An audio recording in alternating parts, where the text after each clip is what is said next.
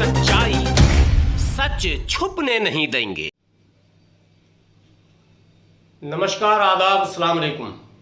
मैं हूं हाफिज गुलाम सरवर और आप देख रहे हैं देश की सच्चाई। जब नाम देश की सच्चाई है तो आवश्यकता पड़ने पर सच्चाई देश के सामने रखनी पड़ती है।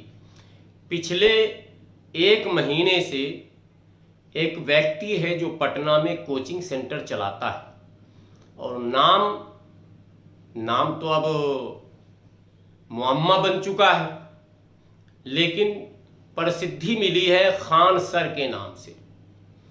और खान सर पिछले कुछ दिनों से सोशल मीडिया पर बुरी तरह वायरल हो रहे हैं। हालांकि वो खुश भी हो रहे हैं कि मुझे और प्रसिद्धि मिल रही है। कल एक इंटरव्यू न्यूज़ 18 बिहार पर मैं देख रहा था और उसमें भी वो खूब खुश थे कि मुझे पंचर बनाने वाले लोग मशहूर कर रहे हैं, प्रसिद्ध कर रहे हैं। आज मैं बात करने आया हूं उसी पर। खान सर गोरखपुर वाले, हालांकि लोग पटना वाले कह रहे हैं, लेकिन मैं कह रहा हूं खान सर गोरखपुर वाले। क्या खान सर वाकई खान सर हैं, फैसल खान हैं, या खान सर अमित सिंह हैं? ये इस मामले को आज क्लियर करने में आया हूं। लेकिन इससे पहले आपसे विनती है कि वीडियो को आखिर तक देखेंगे। अगर इस वीडियो को आप आखिर तक नहीं देखेंगे तो शायद ये मुअम्मा फिर वैसे ही बरकरार रहेगा, बना हुआ रह जाएगा और सस्पेंस खत्म नहीं होगा। खान सर के लगातार 5-6 ऐसे वीडियो मार्केट में आए हैं जिससे देश के कुछ चिंतनशील लोग और देश के कुछ अमन पसंद लोगों की चिंताएं बढ़ गई हैं। अब इसमें मैं अमन पसंद कह रहा हूं तो उसको गोदी मीडिया और कुछ तथाकथित राष्ट्रभक्त यूट्यूबर्स किस तरह प्रस्तुत कर रहे हैं उस पर भी अभी बात करूंगा। लेकिन पहले खान सर से सीधा 2-4 सवाल करूंगा, उसके बाद मैं अपने दर्शकों के लिए कुछ बातें रखूंगा। खान सर ने कई वीडियो बनाए हैं जो कंट्रोवर्शियल हैं और उसे विवादास्पद कहे जा सकते हैं। और मैं कह सकता हूं खान सर से, हालांकि सर मुझे कहना नहीं चाहिए, ना तो उम्र में वो हमसे बड़े हैं और ना डिग्री में हमसे बड़े हैं। और इसलिए मैं ये बातें कह रहा हूं कि डिग्री में हमसे बड़े इसलिए नहीं है कि मैं ऑलरेडी मदरसे से पढ़ा लिखा हूं, जिस मदरसे का खान सर, चूंकि नाम है उनका खान सर, इसलिए मैं कह रहा हूं, वो सख्त विरोध करते हैं और मदरसा छाप कहते हैं।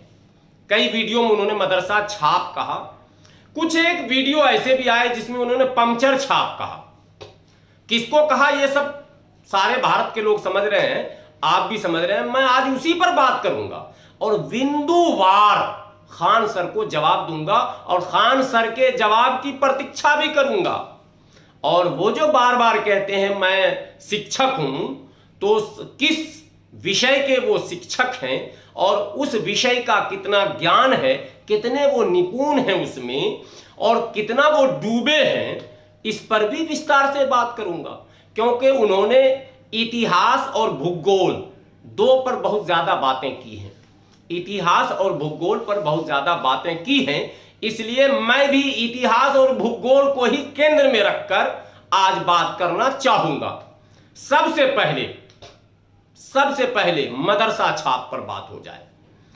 सबसे पहले खान सर को ही मैं ये सूचना दे दूं कि मैं हाफिज गुलाम सरवर स्वयं मदरसा छाप हूं। जी हां, मदरसे में ही मेरी शिक्षा दीक्षा हुई है, मदरसे से बाहर कुछ भी कहीं नहीं हुआ है। और बचपन से लेकर अब जबकि 40 क्रॉस कर चुका हूं मैं मदरसे से ही संबंध रखता हूं और रखे हुआ हूं। और मेरे ऊपर एक ऐसा लेवल लगा हुआ हाफिज का कि बुढ़ापे तक नाम सुनते ही लोग समझ जाएगा कि यह मदरसे में पढ़कर आया है।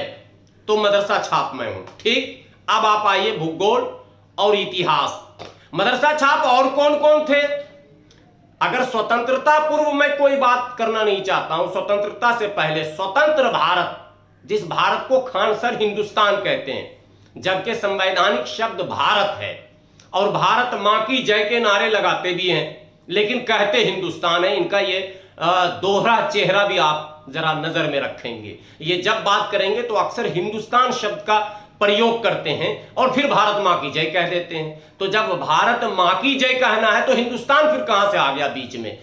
कम से कम उन लोगों को जो भारत मां की जय कहते हैं वो तो कम से कम हिंदुस्तान बोलने से बचें।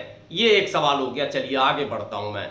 स्वतंत्र भारत के बाद यानी 1947 के बाद भारत के प्रथम शिक्षा मंत्री मौलाना अबुल कलाम आजाद, जो स्वतंत्रता सेनानी भी हैं, कांग्रेस के कई बार राष्ट्रीय अध्यक्ष भी रहे हैं और स्वतंत्र भारत के प्रथम शिक्षा मंत्री हैं। शिक्षा मंत्री, पंचर मंत्री नहीं, शिक्षा मंत्री, मदरसा छाप है वो। ये खान सर को नहीं पता है तो इतिहास को उलट के देखेंगे। उनकी पूरी शिक्षा दीक्षा मदरसे में ही हुई और वो छोटे मोटे मदरसा छाप नहीं है साहब। उन्होंने कुरान का अनुवाद भी किया। इतने बड़े मदरसा छाप है। मैं छाप शब्द इस्तेमाल कर रहा हूं, मुझे नहीं करना चाहिए। खान सर के शब्दों पर मैं कह रहा हूं इस बात को। तो यहां से यात्रा शुरू हो रही है और जिस बिहार की धरती पर वो बैठकर वीडियो बना रहे हैं, हालांकि वो बिहार के हैं नहीं, उस बिहार की धरती पर जिस जगह वो पटना में मौजूद है, पटना में भी एक बहुत बड़ी हस्ती मौलाना मजहरुल हक, ये भी मदरसा छाप थे। क्योंकि मौलाना, हाफिज, कारी, मुफ्ती, आलिम जब लग गया तो समझ जाइए कि ठप्पा लग गया मदरसे का। मौलाना मजहरुल हक, जी हां खान साहब, जरा इनका भी इतिहास पढ़ लेना मदरसे छाप से। और अभी जबकि वो पटना में रह रहे हैं, कुछ दिनों पूर्व तक बिहार राज्य के गृह सचिव रहे आमिर सुबहानी। जी हां, नाम सुना होगा खान सर आपने, नहीं सुना तो पता लगा लीजिएगा। अभी कुछ दिनों पहले तक वही थे गृह सचिव, अब हटे हैं। ये मदरसा छाप है और 1000 नाम है। वीडियो 1-1.5 घंटे का हो जाएगा। किसी दिन मैं पटना आऊंगा, फोन नंबर आपका पता लगा रहा हूं और फिर आपसे बात करके मैं चाहता हूं 1-2 घंटे का बहस आपसे कर लूंगा। कितना इतिहास का अध्ययन आपने किया है और क्या आप छात्रों को पढ़ाएंगे, वो तो मैं यहीं से बैठे बैठे समझ रहा हूं। अब आप इतिहास पर आइए। ये तो अभी मदरसा छाप पर चल रहा हूं और मदरसा छाप से जुड़ी बात आपको बता दूं कि मदरसा अरबी शब्द है और उसी का जब हिंदी रूपांतर करेंगे, आप उसका जब ट्रांसलेट करेंगे, जरा कर लीजिएगा। और आपने अरबी उर्दू नहीं पढ़ा है तो गूगल तो आप खूब यूज करते हैं, गूगल पर उसका अरबी में मदरसा तो हिंदी में क्या, अंग्रेजी में क्या, तो आपके आंख के सामने जो वो सरस्वती शिशु मंदिर का पर्दा लगा हुआ है वो हट जाएगा और आपको समझ में आ जाएगी बात कि मदरसा का अर्थ क्या है, उसकी परिभाषा क्या है। एक बात। दूसरी बात आपको बता दूं, ये खान सर आपके लिए कह रहा हूं, बाकी लोग तो सुनेंगे ही। दूसरी बात आपको बता दूं कि स्वतंत्र भारत से पहले के इतिहास को अगर पूरे देंगे तो मदरसा छाप के वो कारनामे आपको मिलेंगे कि आपके पैर के नीचे से धरती खिसक जाएगी। लेकिन मैं उससे पहले के इतिहास में जाना नहीं चाहता हूं। मैं स्वतंत्र भारत के बाद के इतिहास में जाना चाहता हूं, क्योंकि आप राष्ट्रवादी अपने आप को बन रहे हैं, तथाकथित राष्ट्रवादी कौन है इस पर भी अभी बात होगी। और कब हमने साबित किया है कि ये मदरसा छाप कितना बड़ा राष्ट्रवादी हो सकता है। ये स्वतंत्रता आंदोलन से लेकर और स्वतंत्रता के बाद अप टू नाउ मैं पूरी हिस्ट्री रख सकता हूं, सक्षम हूं। मदरसा छाप जरूर हूं मगर सक्षम हूं मैं इस पर। इसलिए खान सर इतिहास को तोड़ मरोड़ कर नागपुर से लिखे गए इतिहास को परोसने का प्रयास न करें, वरना आपको ईंट का जवाब पत्थर से मिलेगा। अब तक हम लोग इस पर ध्यान नहीं दे रहे थे। आप अपना पढ़ा रहे हैं, लिखा रहे हैं, कर रहे हैं, सारे कारनामे कर रहे हैं। और आपके मेमोरी में एक बात दे दूं, आपको स्मरण होना चाहिए कि जिस पटना में आप कोचिंग सेंटर चला रहे हो, उस पटना में 1-2 कोचिंग सेंटर नहीं है और 150 भी नहीं है।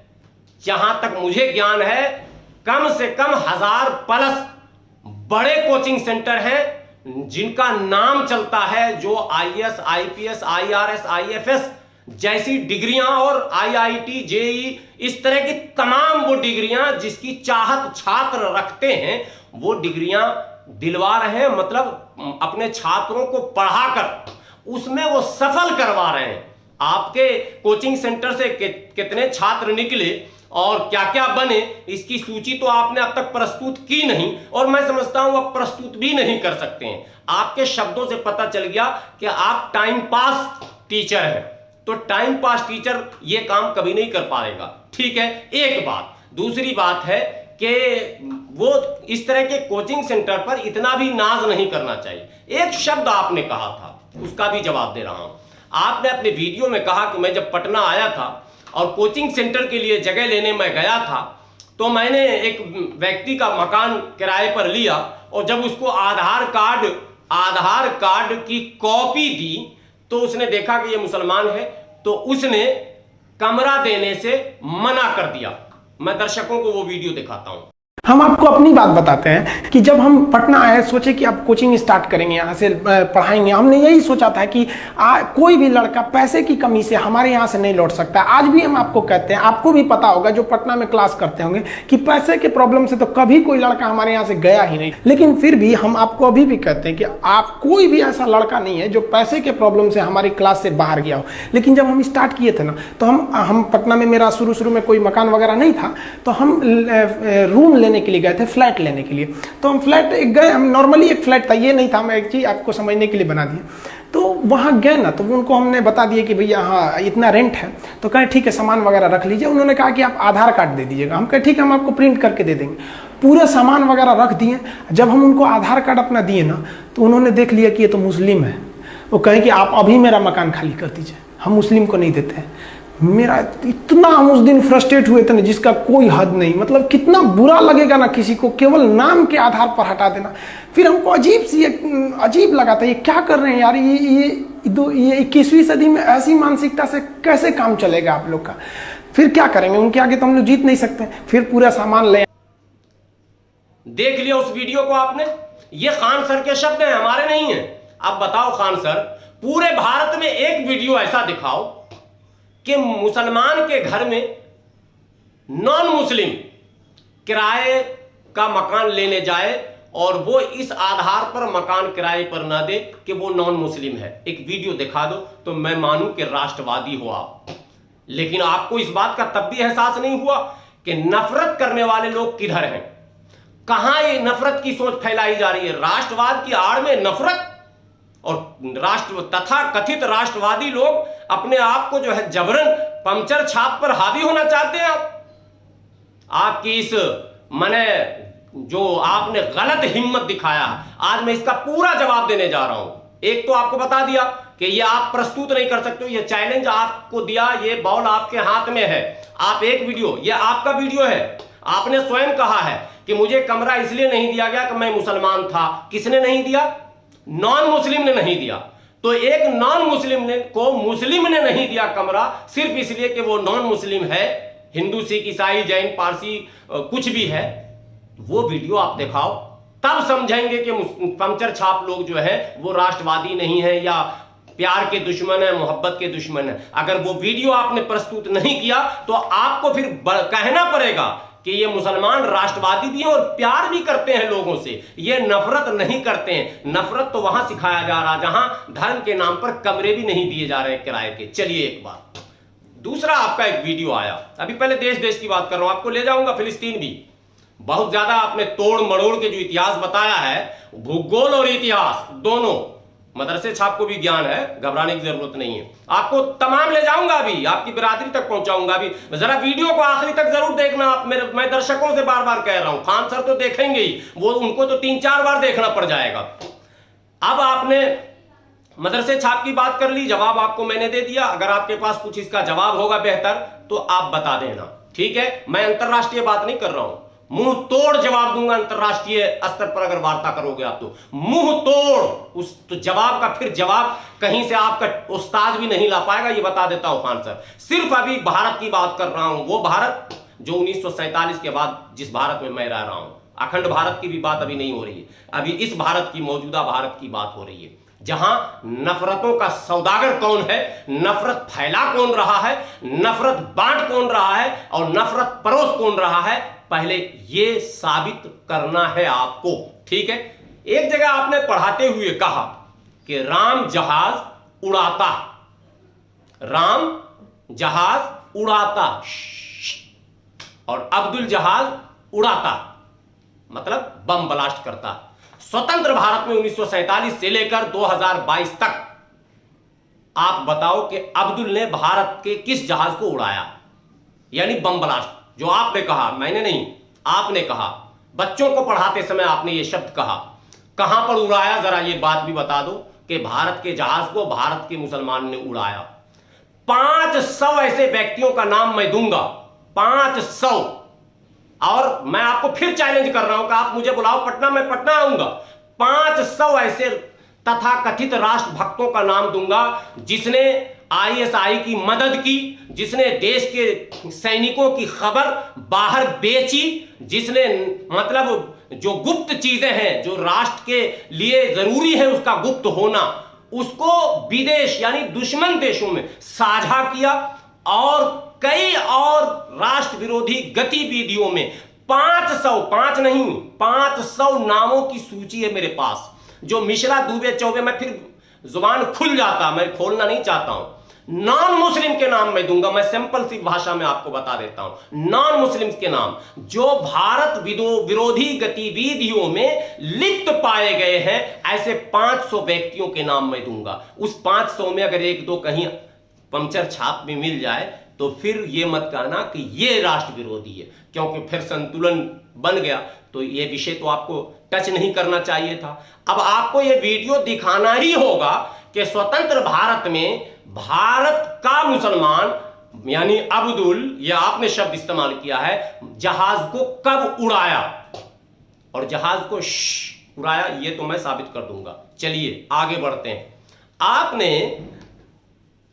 आपने न्यूज 18 बिहार को साक्षात्कार देते समय बार बार महाराणा प्रताप सिंह का नाम लिया था, बार बार पृथ्वीराज चौहान जी का नाम लिया, बार बार आपने शिवाजी महाराज का नाम लिया। बहुत अच्छा, आदरणीय है, सम्मानित है, सब कुछ है, लेकिन 2-3 सवाल खड़े होते हैं जो इतिहास और भूगोल की बात मैं कर रहा हूं। आज पूरी बात इतिहास और भूगोल की होगी, हिस्ट्री और ज्योग्राफी को छोड़कर मैं अभी नहीं जा रहा हूं, बाकी सवाल आपसे बाद में मैं निपटूंगा। जरा ये बताइए, महाराणा प्रताप और पृथ्वीराज चौहान का बिहार में कब सत्ता रहा, किस सन में बिहार उनके सत्ता के अधीन रहा? महाराणा प्रताप, पृथ्वीराज चौहान और शिवाजी महाराज, आपने बार बार नाम लिया, वो फिर वीडियो देख लेंगे, नहीं तो मैं दिखा दूंगा वीडियो। आपने न्यूज 18 बिहार को अमित आनंद, विवेकानंद एंकर है जो आपका इंटरव्यू ले रहे हैं, और आपने कहा कि मैं महाराणा प्रताप का अनुयायी हूं, मैं पृथ्वीराज चौहान का। तो सवाल नंबर 1, महाराणा प्रताप ने कभी नाम छुपाया क्या, पता छुपाया क्या, खानदान छुपाया क्या? फिर आप क्यों छुपा रहे हो, क्यों छुपा रहे हो आप? पृथ्वीराज चौहान ने कभी नाम छुपाया क्या, पता छुपाया क्या? शिवाजी महाराज ने छुपाया क्या? अरे औरंगजेब के सामने नहीं छुपाया, आप स्वतंत्र भारत में नाम छुपा रहे हो। नाम छुपाने वाला कौन होता आपको पता है? ये बताऊंगा भी थोड़ी देर बाद। नाम कौन छुपाता, अपना नाम, अपना खानदान कौन छुपाता है, ये भी मैं बताऊंगा। पंचर छाप से आपका वास्ता आज पड़ा। अब आ जाओ, ये तो मदरसे छाप की बात हो गया, पंचर छाप पर आ जाओ। आपने कहा कि ये पंचर बनाते हैं। पहली बात, स्वतंत्र भारत में मुसलमानों के साथ भेदभावपूर्ण रवैया किया गया, नोट कर लो खान सर। नेहरू सरकार, इंदिरा सरकार, राजीव सरकार और वो तमाम सरकारें, मोदी जी पर तो गलत आरोप लग रहे हैं। मोदी जी की पार्टी के लोग तो बड़बोलेपन के शिकार हैं। ये वो काम नहीं कर सकते हैं जो काम पहले के सरकारों ने मुसलमानों के लिए कर दिया, यानी मुसलमानों को डिमोरलाइज करने और मुख्यधारा से काटने और पीछे ढकेलने का काम जो पहले के सरकारों ने किया है, वो मोदी जी ने नहीं किया। मोदी जी पर तो एक छाप ऐसा लगा हुआ है कि ये कितना भी अच्छा काम करेंगे लोग विरोध करेगा। लेकिन जब देश आजाद हुआ था तब भारत में सरकारी नौकरियों में इस पंचर छाप मुसलमानों की भागीदारी 25+ थी, प्रतिशत बता रहा हूं, यानी आबादी से भी अधिक, आबादी के 2 गुने। हम 14 पॉइंट कुछ प्रतिशत हैं 2011 के जनगणना के अनुसार, लेकिन उस समय 25% से अधिक नौकरियों में हम थे, यानी मुसलमान था ये पंचर छाप खान साहब। लेकिन सरकार की भेदभावपूर्ण नीतियों ने इस मुसलमान को धीरे धीरे मुख्यधारा से काट दिया। लेकिन उसके बाद भी इस पंचर छाप ने जब देश को आवश्यकता पड़ी तो सिलाई करने वाले, जी हां, पंचर छाप में ये सब क्वालिटी भी शामिल है आपका, सिलाई करने वाले के बेटे वीर अब्दुल हमीद ने पाकिस्तान के टैंक को तोड़कर न केवल देश का नाम और गौरव बचाया, बल्कि देश के माने धमक को विश्व के अंदर स्थापित करने का काम किया। पंचर छाप था। आपके अनुसार ब्रिगेडियर उस्मान का नाम भी आपने सुना होगा, और कई नाम आपने सुने होंगे अनेकों प्रकार। आपने कहा अपने एक वीडियो में कि अभिनंदन जब पाकिस्तान में पकड़ा गया तो कोई प्रतिक्रिया लोगों ने दी, किसने नहीं दी? कितना पढ़े हुए हो आप? उर्दू अखबार पढ़ते हो? मैंने स्वयं दी। मेरा नाम हाफिज गुलाम सरवर है, और लाखों मुसलमानों ने दी। मुसलमान बेचारे का हिंदी अखबार वाला जल्दी नहीं छापता खान साहब, आपको तो पता ही, जब आपको मकान नहीं दे रहा था तब भी आपका ये खोपड़ी काम नहीं किया क्या? हिंदी अखबार वाले नहीं छापते, उर्दू अखबार में छपता है, इसलिए तो आपको उर्दू पढ़ना चाहिए। आप मदरसे में पढ़े नहीं, लाख पढ़ लो, अगर मदरसे में नहीं पढ़े तो ज्ञान अधूरा है। ये भी सुन लो खान सर, बीच में बता दे रहा हूं जी। और अधूरा ज्ञान के बाद विषय में आप सुने ही होंगे, बड़ी कहावत आप बोलते हो। कल टीवी 9 इस पर जो है आप इंटरव्यू दे रहे थे 18 पर, उस पर भी आप 2-4 उदाहरण दे रहे थे इसी तरह का, जो प्रचलित कहावत है। तो ये भी कहावत अधूरा ज्ञान क्या होता, तो ये अधूरा ज्ञान आपका जो है यही आपको दिग्भ्रमित कर रहा है, दिशाहीन कर दे रहा है आपको। आपके अंदर जो क्षमताएं हैं उसको सीमित कर रहा है, इसलिए आपको इन चीजों से बाज आना चाहिए। तो आपने जो नाम छुपाने का खेल खेला, कोई आपका विरोध नहीं कर रहा। कितने सालों से आप पढ़ा रहे हो, अचानक क्या हो गया 4 दिनों में आपका विरोध हो गया? और ये कह रहे को फिलिस्तीन को हमने कमजोर साबित किया तो मुसलमान नाराज हो गए। कोई मुसलमान आपसे नाराज नहीं हुआ। आपने गलत इतिहास पेश किया और गलत भूगोल दिखाया। वो भूगोल जो आप कलम से ऐसे से जो घुमाते हो ना, ये गलत घुमाए हो आप, इसलिए आपको बता रहा हूं। अब आप एक वीडियो बना के बताओ 1948 से पहले। मैं अब पंचर छाप पहले क्लियर कर लूं, फिर वहां ले चलता हूं, घिसेट के वहां भी ले जाऊंगा अभी। पहले पंचर छाप छाता रिपेयर करने वाले, अखबार बेचने वाले ने देश को अग्नि और पृथ्वी दिया और देश का राष्ट्रपति बना, और राष्ट्रपति भवन में बैठकर कभी सरकार के 1 रुपए को दाएं से बाएं नहीं किया। अपने परिवार के लोगों को भी राष्ट्रपति भवन में ठहराया नहीं, और उस राष्ट्रपति भवन में जहां अनेकों रसोइयां हैं वहां का खाना खिलाया नहीं, और अगर ठहराया तो उसका पेमेंट चुकता किया। उस व्यक्ति का नाम है APJ अब्दुल कलाम। वो भी मदरसा छाप और पंचर छाप है, समझे? फखरुद्दीन अली अहमद पंचर छाप थे, डॉक्टर जाकिर हुसैन पंचर छाप थे। कहते हो पंचर छाप, बड़े बड़े सेंट्रल यूनिवर्सिटी बना दिया इसी पंचर छाप ने। जी हां, जहां पढ़ने के लिए ललायित रहते हैं लोग। और अभी मैं बहुत सारी बातें करना चाह रहा हूं आपसे, लेकिन समय का अभाव रहता। जल्दी में 2-4 प्रश्न आपके पाले में डाल के आऊंगा और आपके उत्तर की प्रतीक्षा करूंगा। जी हां, मैं प्रतीक्षा करूंगा कि कब खान सर, गोरखपुर वाले, पटना वाले नहीं, गोरखपुर वाले, ये भी भ्रम फैला हुआ है, खान सर गोरखपुर वाले, योगी जी का जिनके ऊपर आशीर्वाद है, वो कब जवाब देंगे। ये बातें हो गई। चलिए, अब तो आपको समझ में आ गया ये पंचर छाप की कैपेसिटी।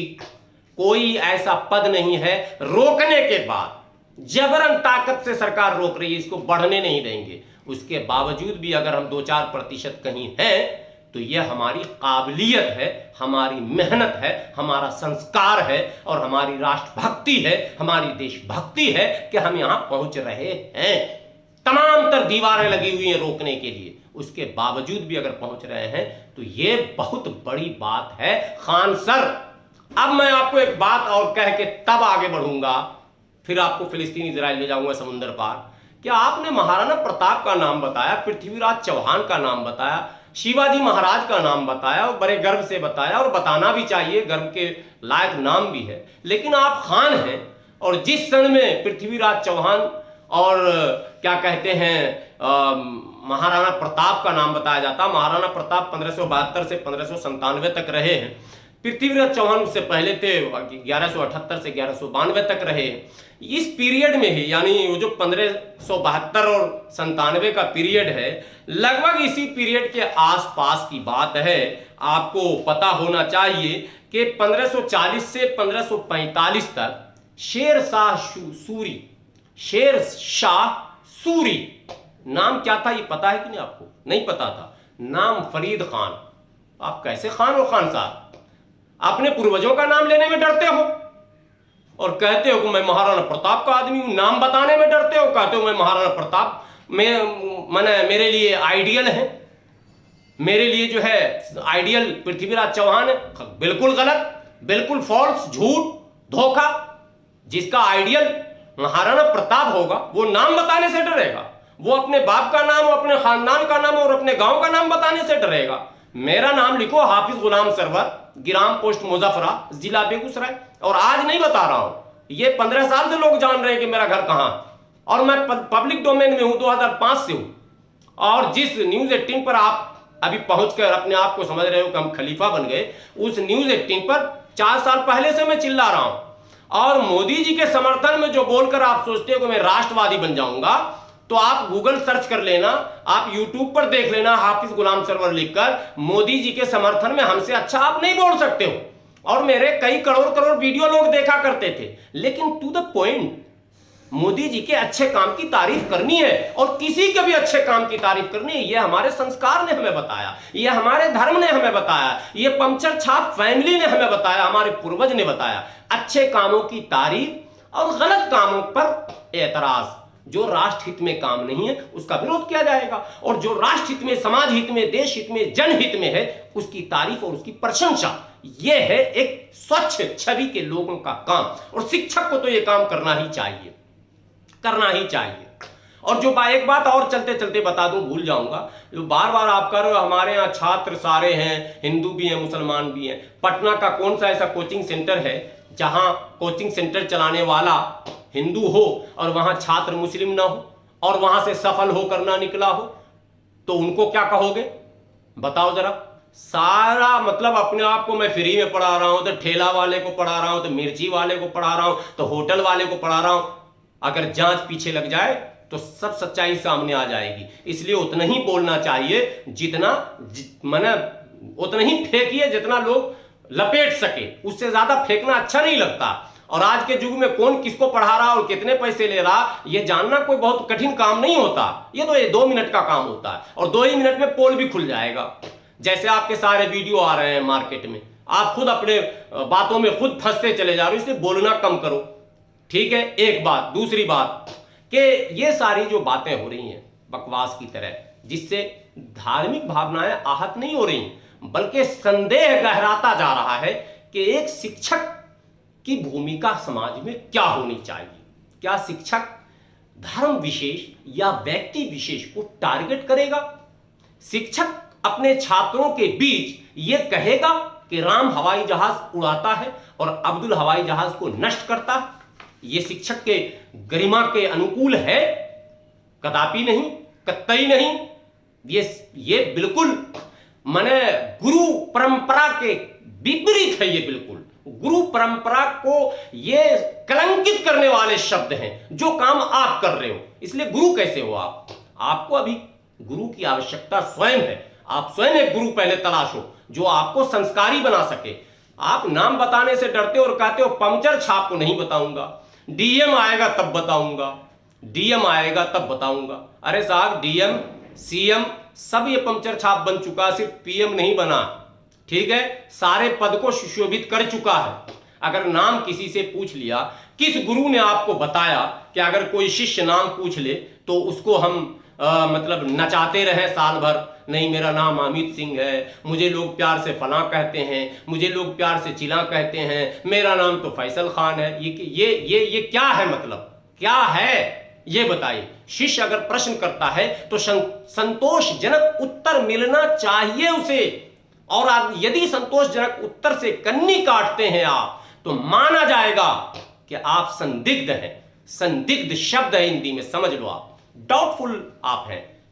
नाम दो ही लोग छुपाते हैं, एक वो जो या तो किसी संगठन के एजेंट होते हैं, चाहे वो विदेशी या देशी जो भी हो, वो नाम नहीं बताते हैं, क्योंकि वो मैंने एक एजेंट के रूप में काम करते हैं, अचानक वो गायब हो जाएंगे, वो नाम नहीं बताएंगे। और दूसरे वो नाम नहीं बताते हैं जिन्हें ये भय होता है कि मेरे नाम बताने से मेरे मैंने वो सारा जो नकारात्मक पहलू है मेरे खानदान का, जिनका कोई फैमिली बैकग्राउंड बड़ा ही खराब टाइप का होता है, वो डरते हैं नाम बताने से कि बताऊंगा तो पोल पट्टी खुल जाएगा। अरे आप इन दोनों में से कहीं नहीं हो, आप तो अच्छे भले खानदान के हो, तो आप क्यों कतरा रहे हो नाम बताने से? और ये मुद्दा वहीं खत्म हो जाता। कल आपने न्यूज 18 पर इतना लंबा इंटरव्यू दिया, फिर भी नाम नहीं बताया, और आपने कहा कि डीएम बनकर आओ हमसे पूछने। और बाप रे भाई, इतना कद आपने बड़ा कर लिया। और हाँ, आपका जो साक्षात्कार ले रहे थे वो मैच फिक्स करके विवेक आनंद जी, वो तो आपको ये कह रहे थे कि मुसलमान आप पर हमला भी कर सकता है। और एक वीडियो में 2 सेकंड का सुना देता हूं, कर दे एक बड़ी आबादी है मुसलमानों की पटना के एक कोने में, वही आलमगंज और सुल्तानगंज वाले की तरफ उनका इशारा था, वो तो आप पर हमला भी कर सकता है। क्योंकि अगर पटना को अगर हम 4 भागों में बांटें तो एक इलाका मुस्लिम बहुल इलाके के तौर पर समर्पित शुरू से माना जाता है, तो क्या उस नजरिए से भी लोग आपको देख पा रहे हैं? क्योंकि लोग, ठीक है, छात्रों का मन तो पानी की तरह, वो मानते हैं कि हमारे गुरु हैं, टीचर हैं, लेकिन खान सर खुद को हिंदुस्तानी बताते हुए भी कहाँ हिंदू और कहाँ मुसलमान हो जाते हैं। सकता है तो क्या आपको बॉडीगार्ड लेना चाहिए? अब मैं कह रहा हूं दर्शकों से कि ये इतना चतुर व्यक्ति है कि ये अपने ऊपर अपने छात्रों से हमला करवाकर बॉडीगार्ड ले लेगा। और इनको जाना है राजनीति में, और राजनीति में जाने के लिए ये पृष्ठभूमि तैयार कर रहे हैं इस तरह की, इसलिए ये उलूल जुलूल वीडियो डाल रहे हैं।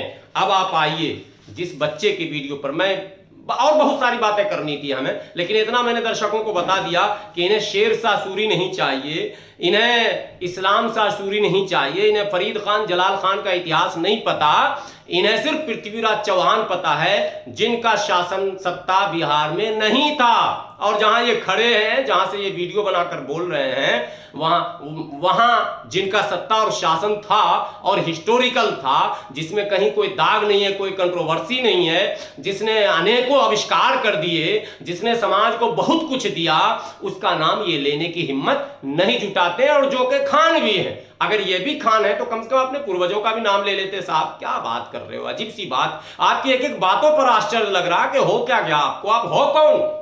यही तो मैं साबित कराऊंगा कि हो कौन।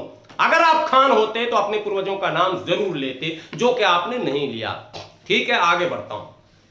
अब अंतरराष्ट्रीय मुद्दों पर भी बात कर लो। आपने फिलिस्तीन के ऊपर वीडियो बनाते समय जो वो कलम से घुमा घुमा के दिखाया, आपसे सीधा प्रश्न है, 1948 से पहले इजराइल था क्या? 1948 से पहले इजराइल था क्या? नहीं था। कैसे बना? ओटोमन एम्पायर का तो नाम आपने सुना होगा। आपने एक वीडियो में कहा कि अरब वालों का क्या है, तेल खत्म खेल खत्म। तो जरा खान सर ये बताइए कि ओटोमन एम्पायर जब था तो तेल था क्या? तेल की खोज कब हुई? ये भी एक विषय है। वह विषय बहुत है, मदरसा छाप हूं ना मैं, मुझे भी बहुत जुनून रहता है इस तरह के उलूल जुलूल ज्ञान को अर्जन करने का। जी हाँ, और मैंने प्रयास करता हूं कि अधिक से अधिक हिंदी शब्दों का प्रयोग करूं ताकि आप आसानी से समझ सकें, क्योंकि आपने तो मदरसे में पढ़ा ही नहीं, इसलिए मैं उर्दू का प्रयोग नहीं कर रहा हूं, केवल आपके लिए हिंदी शब्दों का प्रयोग कर रहा हूं कि ये सीधे आप तक पहुंचे और आपके समझ में भी आ जाए, सरलता पूर्वक आप इसको समझ लें। तो 1948 से पहले इजराइल नाम का कोई चिड़िया नहीं था, और ओटोमन एम्पायर में 11वीं शताब्दी से लेकर, बल्कि आप 12वीं से तो मान ही लो, आप कम से कम मानना चाहिए आपको, और 14वीं शताब्दी तक जब ओटोमन एम्पायर था, प्रथम विश्व युद्ध से पहले तक, तो तेल का कहां कहां उत्पादन हो रहा था, और तब दुनिया के शक्तिशाली शासकों में उसकी गिनती होती थी या नहीं, इस पर एक वीडियो बना के जरा भेजिए, तब मैं समझूं। बड़े इजराइल के हितौशी आपने कहा 57 इस्लामिक कंट्री को इजराइल मार मार के थौवा कर देता। कहां से पढ़ लिया आप? और कहां पर है 57 इस्लामिक कंट्री? किसको किसको आप इस्लामिक कंट्री मानते हैं और मुस्लिम कंट्री मानते हैं? तो आपको ये पता नहीं है ज्ञान में कि पूरी दुनिया में सेकंड लार्जेस्ट मुस्लिम पॉपुलेशन हमारे भारत में है। ये आपको नहीं पता है। और किस देश की बात कर रहे हैं? बांग्लादेश का कौन सा बयान आ गया? मलेशिया और इंडोनेशिया का कौन सा बयान आ गया? और अफ्रीकी देशों में तमाम देशों के बयान आ गए। क्या आप कहोगे वो स्थिति में नहीं? आपको क्या क्या स्थिति का ज्ञान है? समय आने पर प्रथम विश्व युद्ध पढ़ो तो इतिहास बदला तो भूगोल भी बदल गया। फिर द्वितीय विश्व युद्ध भी पढ़ लो आप, वहां भी इतिहास बदला और भूगोल बदल गया। फिर इतिहास बदलेगा, भूगोल बदल जाएगा। इतिहास और भूगोल का चोली दामन का संबंध है खान साहब। और उलूल जुलूल मत बको कि ये पंक्चर छाप है, बल्कि ये देखो कि निहत्ते 85 लाख इसराइलियों का 55 लाख फिलिस्तीनी मुकाबला कर रहे हैं और निहत्ते कर रहे हैं, बम पटक्का से कर रहे हैं। आप ही कह रहे थे उनको तो हथियार भी बनाने नहीं आता। और कितने दिनों से लड़ रहे हैं? 1948 से आज तक लड़ रहे हैं, लगातार लड़ रहे हैं और लड़ते ही रहेंगे, क्योंकि ये उनका अधिकार है। जैसे हमारा दावा है कि पीओके हमारा है, पाकिस्तान ने उस पर नाजायज कब्जा कर रखा है, वो हम आज लें कल लें या 10 साल 20 साल बाद लेकर रहेंगे, क्योंकि वो भारत का अभिन्न हिस्सा है। यह हमारा दावा है। और नाजायज कब्जा करने वालों का हम विरोध करते हैं। तो नाजायज कब्जा करने वाले का हम विरोध करते हैं, चीन का हम विरोध करते हैं, पाकिस्तान का विरोध करते हैं और इजराइल का समर्थन कर देंगे। किस आधार पर समर्थन कर देंगे? ना तो हमारे सामाजिक संबंध है इजराइल से। आप भूल गए यासिर अरफात को? आपको भारत का इतिहास नहीं पता? यासिर अरफात को भारत में उसका भव्य स्वागत किया गया और कई जो है पुरस्कार से पुरस्कृत किया गया, कई पुरस्कारों से पुरस्कृत किया गया यासिर अरफात को। तब आपको पता नहीं भारत का स्टैंड क्या? जबरन चड्डीधारी गैंग में शामिल होना चाहते हो?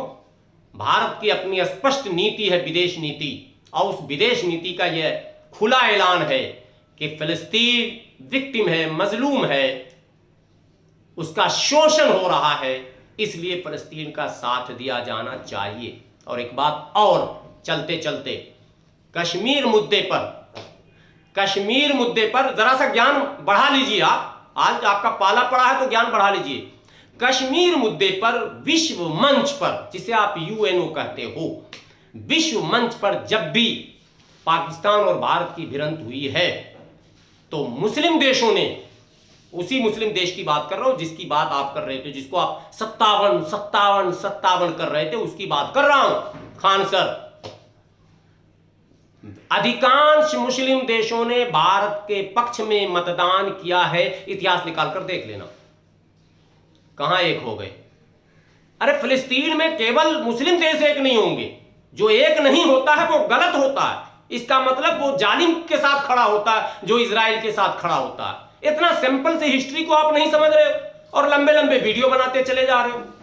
इसलिए भारत का स्पष्ट मानना था, है और रहेगा कि हम जालिम का साथ नहीं देंगे, कब्जाधारियों के साथ नहीं जाएंगे, क्योंकि विश्व स्तर पर जो भारत की पहचान है वो ये है कि हम मजलूमों के साथ होते हैं। और केवल फिलिस्तीन नहीं, विश्व में जहां भी इस तरह के संकट पैदा हुए हैं, भारत ने मजलूमों के सुर में सुर मिलाने का काम किया है, जालिम का साथ नहीं। हाँ, इंटरनल कुछ डीलिंग होते हैं, वो भी देश की अपनी मजबूरी होती है, कुछ सामरिक समझौते होते हैं, कुछ और भी समझौते होते हैं, लेकिन वो खुले मंच पर नहीं होते हैं। और इतना भारत का पंक्चर छाप भी समझता है। आप तो बड़े शिक्षक के माने ज्ञानी शिक्षक हो ना, आपको इतना समझ में नहीं आया। और आप बड़े बड़े दावे, आई स्टैंड विद इजराइल बन रहे हो आप, और अपने आप को मतलब नाम नहीं बताएंगे और काम नहीं बताएंगे और दाम नहीं बताएंगे और शाम नहीं बताएंगे और खानदान नहीं बताएंगे। और हम पृथ्वीराज चौहान जो है हमारे आइडियल है साहब, आपके आदर्श हैं पृथ्वीराज चौहान, और आप नाम बताने से डर रहे हो। आपके आदर्श हैं क्या कहते हैं महाराणा प्रताप, और नाम बताने से डर रहे हो। आपके आदर्श हैं शिवाजी महाराज, और नाम बताने से डर रहे हो। आपके आदर्श सिर्फ नहीं है तो शेर शाह सूरी नहीं है जो फरीद खान है, इसलिए आप फैसल खान नहीं हो। आपके आदर्श जो हैं वो फरीद खान के पुत्र जो हैं वो जलाल खान नहीं है जिसे इस्लाम शाह सूरी कहते हैं, ये नहीं है, क्योंकि ये शासक जो थे ये पता नहीं तो पंक्चर छाप थे आपकी नज़र में। तो इस तरह के उलूल जुलूल बातों को बकना आप बंद कीजिए और आप वही बनाइए वीडियो जो छात्रों को विषय पर आधारित, जो उन विषयों में आता है, जो पुस्तकों में आता, और पुस्तक में ये उलूल जुलूल नहीं है साहब, ये आपके दिमाग का कीड़ा जो है ना घूम रहा है, माने सस्ती लोकप्रियता प्राप्त करने की जो इच्छा है ये आपको कहीं ना कहीं फंसा कर रख देगा। इसलिए इन चीज़ों से आप पीछे हटिए। बहुत अच्छा काम है, माने पठन पाठन का काम, किसी को शिक्षा और विद्या देने का काम, ये अच्छा काम है। गुरु परंपरा का पालन कीजिए और शिष्यों के प्रश्न का उत्तर देना सीखिए और सहजता से उत्तर दीजिए और शिष्यों के धर्म का अपमान नहीं कीजिए। पंक्चर छाप आज भी पंक्चर बनाकर भारत की मुख्य धारा में जुड़ने का प्रयास लगातार कर रहा है। पंक्चर छाप पंक्चर बनाकर भारत को वो सब कुछ देने की कोशिश कर रहा है जिसकी आवश्यकता इस महान भारत को है, और आवश्यकता यदि पड़ेगी तो तन समर्पित, मन समर्पित और ये जीवन समर्पित, चाहता हूं देश की मिट्टी तुझे कुछ और भी दूं, ये मदरसा छाप ने कहा है। मदरसा छाप जिसको आप कहते हो उसने इसको मना कर दिखाया है, शब्दों में नहीं। हम बातों पर विश्वास नहीं करते, हम काम पर विश्वास करते हैं। हमें मजबूर न करो कि आपके एक एक प्रश्न का मैं उत्तर देना शुरू कर दूं और आपका बोरिया बिस्तर भी आपको बांधना पड़ जाए इस चक्कर में और आप एक्सपोज ना हो जाओ। इसलिए समय है, अपने उड़ान को थोड़ा सा स्लो कीजिए और विषय पर केंद्रित गुरु परंपरा का पालन करते हुए आगे बढ़िए। मेरी प्रार्थना है ईश्वर से, मैं अब अल्लाह से दुआ तो करूंगा नहीं क्योंकि आप खान नहीं हो। जो व्यक्ति अपना नाम बताने से कतराए, डरे, वो जो है संदिग्ध व्यक्तित्व उसका मालिक है। इसलिए मैं अब क्या कहूं, फिर भी मैं ऊपर वाले से दुआ करता हूं कि ऊपर वाला आपको सद्बुद्धि भी दे और विकास की यात्रा आप तय करें, मंजिल तक छात्रों समेत आप पहुंचें, ऐसी मेरी इच्छा, मेरी दुआ है। और केवल आप नहीं, जो लोग भी इस फील्ड में हैं, जो लोग भी माने गुरु परंपरा का पालन कर रहे हैं और लोगों को निस्वार्थ सेवा भाव से उसको शिक्षा दे रहे हैं, उसके भविष्य को उज्जवल करने का प्रयास कर रहे हैं, उन सबों की तरक्की हो, विकास हो। वो सभी लोग देश को मजबूत बनाने में, देश को विकसित राष्ट्र बनाने में, देश को सुपर पावर बनाने में सहभागी बने। यही हमारी दुआ है, यही हमारी इच्छा है, यही हमारी मनोकामना है, यही मेरी ख्वाहिश है। हाँ, मदरसा छाप को लेकर कोरोना महामारी से के संबंध में भी एक भ्रांति फैलाई जा रही है और ये खान सर आपके वीडियो में है। आपने कहा कि ये जो है मदरसा छाप लोग वैक्सीन का विरोध कर रहे हैं, वैक्सीन कह रहे हैं नहीं लगवाओ बिहारी भाषा में तुम। तो वो वीडियो भी मैं आपको दिखा देता हूँ, पूरे भारत में कहां कहां किसने विरोध किया। एक दो झलक, ऐसे तो 1 घंटे का वीडियो हो चुका। मैंने आपसे कहा कि 5 घंटे तक मैं आपसे बहस कर सकता हूं। मदरसा छाप ने कहीं विरोध नहीं किया। मदरसा छाप ने शुरू के दौर में कुछ मौलानाओं ने बयान दिया था, वो कंट्रोवर्शियल था, लेकिन कुछ संतों ने भी दे दिया था, कुल मिलाकर रास्ता निकल गया। लेकिन हमने किसी भी विज्ञान पर आधारित या वैज्ञानिकों द्वारा प्रमाणित चीजों का जो सर्वस्वीकार हो उसका विरोध नहीं किया। कहां कहां विरोध हो रहा है जरा सा वो दृश्य खान सर आपके लिए दे रहा हूं, दर्शक को तो पता है, आप थोड़ा अलग स्कूल में पढ़े हो ना, तो आपको ये देखना बहुत जरूरी है कि विरोध कौन कर रहा। देख लीजिए। लगवाने हमें नहीं लगवाने जा, हमें नहीं लगवाने पर नहीं लगवाने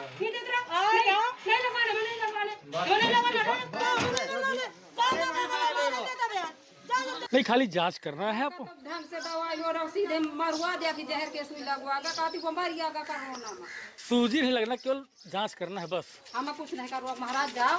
अरे झगड़ा तो ना करो ना, तुम ना कराओ, बाकी गांव करा लिया है। पूरा गाँव न करवा, पूरे गाँव का तुम ठेका लिखाया हो। देख लिया आपने उस वीडियो को। एक बात और आपने कहा खान सर, ये पंक्चर छाप पंचर छाप जो है वो रेस से बहुत बाहर है। मैंने पहले भी आपको बताया कि पंचर छाप भेदभाव का शिकार है। अगर अवसर सरकार के द्वारा प्रदान किया जाता तो पंचर छाप ये साबित कर देता कि इस भारत के लिए वो क्या क्या कर सकता है, लेकिन तमाम अवसरों को सीमित करने के बावजूद भी एक सिप्ला कंपनी का नाम तो सुने होंगे खान सर, हो खान सर सुने कि नहीं आप? सिप्ला कंपनी, पता लगा लीजिएगा उसके मालिक कौन है। हमको लगता है कि पंचर छाप ही है। अच्छा, एक और दवाई है,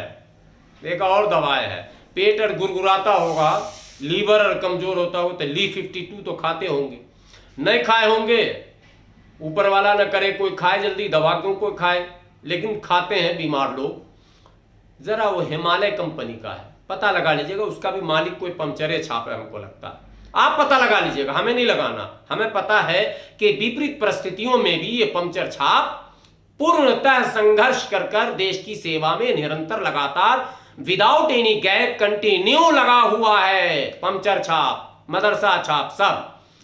अब आप कौन छाप हो जरा ये बता देना। अंतिम में ये भी विनती है, हम तो पंचर छाप मदरसा छाप हैं, हमने आपको कुछ कुछ झलकियां दी, हालांकि अभी कुछ नहीं हुआ, अभी बहुत हल्का सा है, ये तो 5% अभी रखा हूं आपके वीडियो का जवाब। एक और वीडियो बनाऊंगा, आपके कुछ और प्रश्नों का उत्तर अभी बाकी है, वो भी आपको सुनाऊंगा, और फिर आप दोबारा आना इतिहास और भूगोल दोनों को लेकर, ठीक है। और ये मेरी इसी का प्रयास हम लोग भी कर रहे हैं। चलते चलते आपको एक चीज़ और दिखा दूं कि जिस मदरसा छाप, मैं भी पंचर छाप हूं, मैंने शुरू में आपको कहा था मदरसा छाप भी हूं और पंचर छाप भी हूं।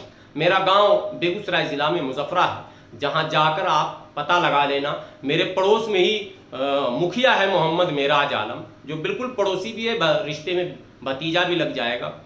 पता लगा लेना कि मेरे गांव में मेरा घर गिरा हुआ है, घर नहीं है, यानी वाकई पंचर छाप है साहब।